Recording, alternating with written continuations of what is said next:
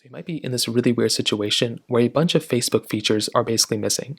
So maybe you made your way over to your Facebook application, and every time you come into here, whatever you do, there's just features missing, there's nothing being shown properly that used to be showed, lots and lots of other things like that.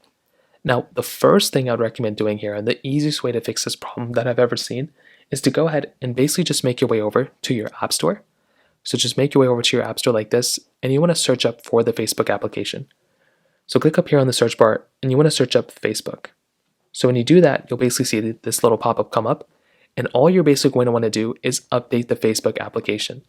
So once again, this is by far the easiest way to fix this problem, and anytime I've had this issue, this is basically how I fix it. When I would go up here, I would click on update, and now I would just go ahead and update the Facebook app.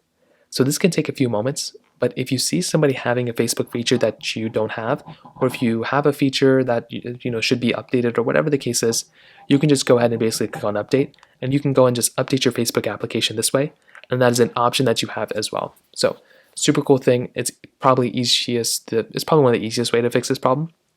Now, if that doesn't end up working, this may also mean that your Facebook application is basically either you're in an area that hasn't gotten this update, so you may just end up having to wait until your particular device ends up getting that update.